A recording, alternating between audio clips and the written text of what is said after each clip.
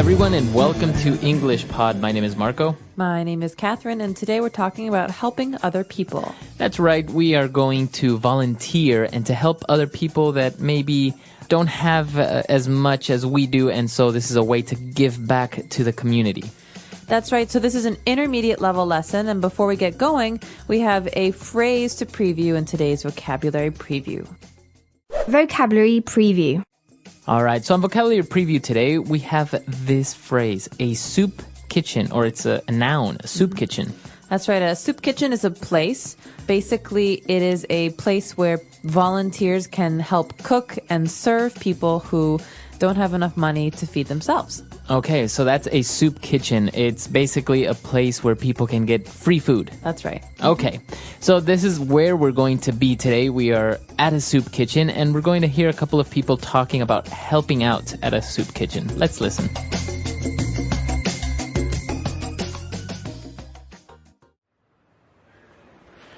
Thanks a lot for pitching in once again, Judy. We really appreciate your help. It seems that at this time of year, there are more and more people who are struggling to make ends meet. There aren't many professional chefs like you who are so generous with their time. Don't be silly, Mark. I'm more than happy to donate my time to a good cause. Volunteering at the soup kitchen has been really rewarding for me. You know, it's satisfying to provide good meals for those who are less fortunate. I feel like I'm really making a difference in some small way. Well, your skills are definitely appreciated here. The people who come here have fallen on hard times, and a delicious hot meal can really bolster their spirits. Wow, that smells great. The needy are sure lucky to have you. Thanks, Mark. Here you go. Enjoy your meal. Thank you, my dear. Oh, this looks lovely. You're welcome. Hello, sir. Today we have... George, what are you doing here? Hey, Judy, I'll have a little of everything, thanks. Smells great. George, seriously, what are you doing here? I haven't seen you since our divorce was finalized. You've got no right to be here. You're hardly homeless. Don't be like that, Judy. I really miss your home cooking. All right, we're back. So obviously this person, George, he didn't really need the food, but apparently I think he's divorced from his wife and he was like, oh, I need your food. But other people that were there were very much in need of this food. So why don't we take a look at some of the words and phrases on language takeaway. Language takeaway. Well, we've got a couple of interesting words here at the beginning that have to do with volunteering or helping other people. The first phrase we have actually is to pitch in. That's right, to pitch in. So when you pitch in, that's a way of saying helping, right? That's right, to help. So I could ask you for your help with something. I could say, hey, Marco, can you pitch in a little of your time with this project I have? Okay, so dedicate or to help, to pitch in. So when you pitch in, you are helping. This is a really common phrase, very colloquial though, right? To pitch in, that's right. Okay, and then moving on, another adjective when a person likes to help or gives money to the poor, that person is generous. That's right. So generous is an adjective. That means a person can be generous or an effort can be generous. For example, a very famous generous person is... Mother Teresa of Calcutta. Well, I was thinking Warren Buffett, but okay. Both of them are very generous. Mother Teresa for giving back to the poor and Warren Buffett for donating most of his money. Okay, very good. So that is a sign of a person that is generous. So usually generous people like Warren Buffett, you say he gave away his fortune to people that didn't have money. We call these people the less fortunate.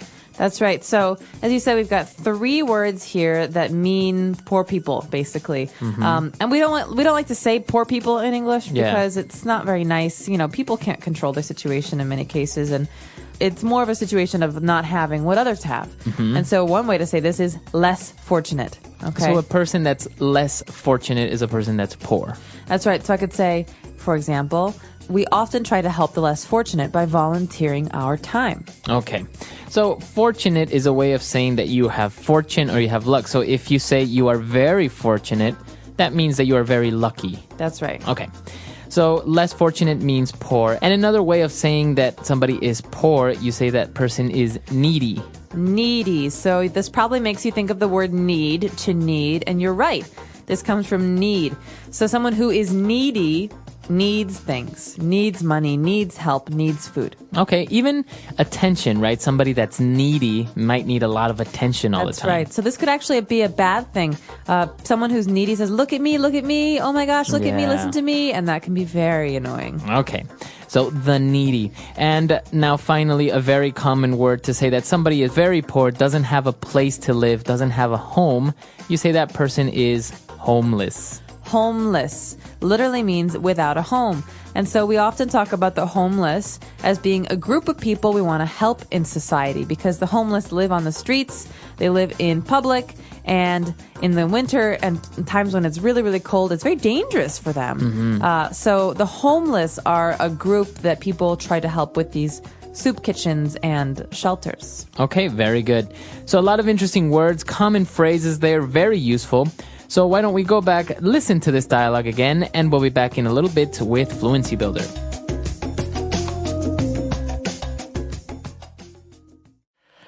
Thanks a lot for pitching in once again, Judy. We really appreciate your help. It seems that at this time of year, there are more and more people who are struggling to make ends meet. There aren't many professional chefs like you who are so generous with their time. Don't be silly, Mark. I'm more than happy to donate my time to a good cause. Volunteering at the soup kitchen has been really rewarding for me. You know, it's satisfying to provide good meals for those who are less fortunate. I feel like I'm really making a difference in some small way. Well, your skills are definitely appreciated here. The people who come here have fallen on hard times, and a delicious hot meal can really bolster their spirits. Wow, that smells great. The needy are sure lucky to have you. Thanks, Mark. Here you go. Enjoy your meal. Thank you, my dear. Oh, this looks lovely. You're welcome. Hello, sir. Today we have... George, what are you doing here? Hey, Judy, I'll have a little of everything, thanks. Smells great. George, seriously, what are you doing here? I haven't seen you since our divorce was finalized. You've got no right to be here. You're hardly homeless. Don't be like that, Judy. I really miss your home cooking. All right, we're back. So on Fluency Builder today, we have 3 key phrases. So we're going to take a look at those now. Fluency Builder. Okay, so what is our first phrase? Our first phrase comes from the beginning of the dialogue with Mark, who says, there are some people who are struggling to make ends meet. So the phrase here is to make ends meet. Okay, to make ends meet.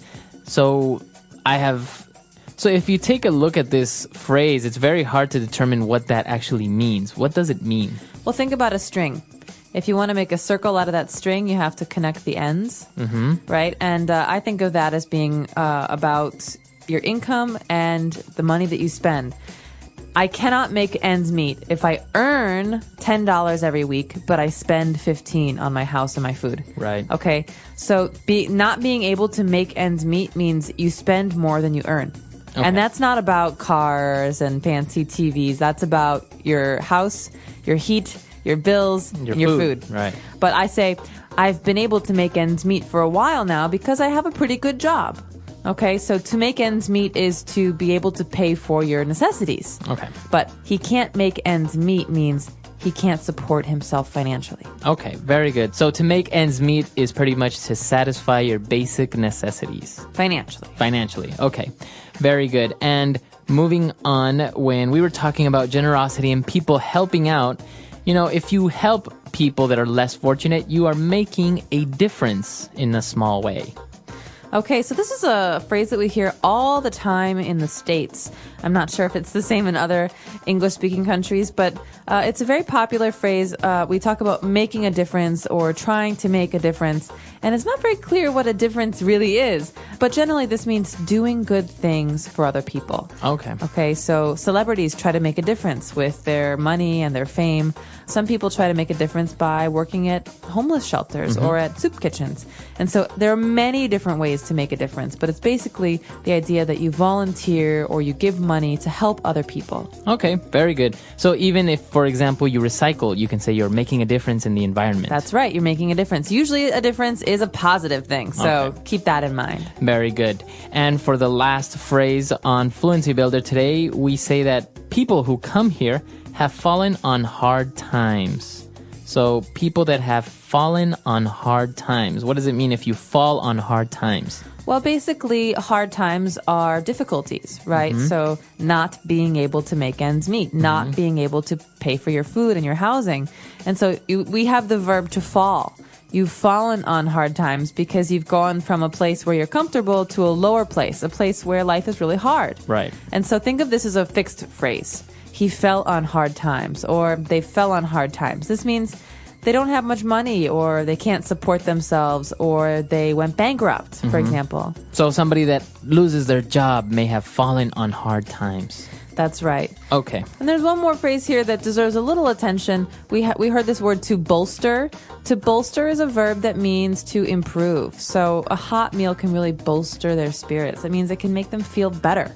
So to bolster their spirits means to make them feel happier, to lift their spirits. That's right. Exactly what you said, to make them feel happier. Okay, awesome. So a lot of interesting phrases there. Ways that you can talk in English about making a difference, about volunteering. Very interesting stuff. Very good for conversations between friends and family. So why don't we go back, listen to the dialogue again, and we'll be back to talk a little bit more.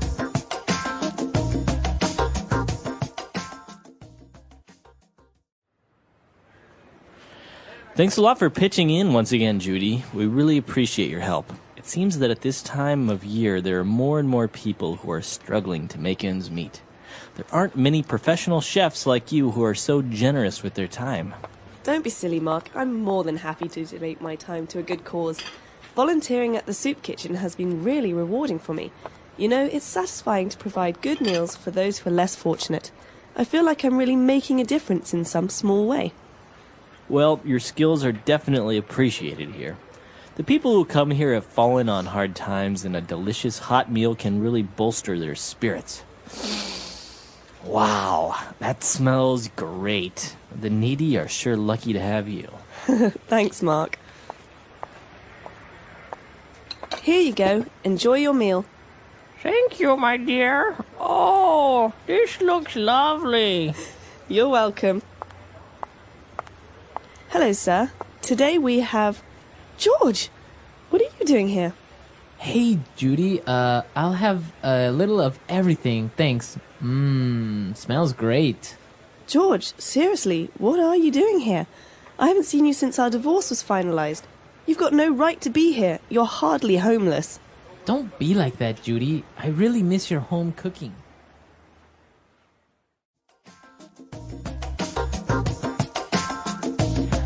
All right, we're back. So talking about volunteering, have you ever done any volunteer work? I have. I've done quite a bit, actually. Yeah, what have you done? Back when I was living in the United States, in Chicago, I used to cook for a homeless shelter every week. So I would bring food every Thursday. So you cook at home and you bring the food over to the shelter. That's right. So the shelter had a kitchen, but they used donations from people because there were so many people who came there for food. And once a month, I would volunteer to also serve the food. Okay. So I would bring lasagna or pasta, things that most people like. And then once a month, I would sit down with people and talk. You know, a lot of people are lonely when they're in homeless shelters because they come alone, or maybe it's a mother and her child. And it's nice to also come and sit and talk to them. No, it's very interesting, and I think volunteering is a much better solution than, for example, just giving out money to poor people or something like that. I don't think that's really the solution. I think you should dedicate your time and your energy to making a difference, like in the dialogue. Well, and I think that the other benefit is for you, the volunteer, because it changes your perspective on poverty and on humanity. And you think about, well, I could be this person. He was a banker 2 years ago, and now he doesn't have a house. And so I think it has a positive effect on everybody involved. Yeah, for sure. No, I think it's a very rewarding experience, and I think EnglishPod definitely supports that you should volunteer, you should make a difference, and I think we can all help each other, right? That's right, and let us know, have you ever volunteered? What kind of volunteer work have you done? Has it been environmental or social? Let us know on our website, EnglishPod.com. We hope to see you there. All right. Bye, everyone. Bye.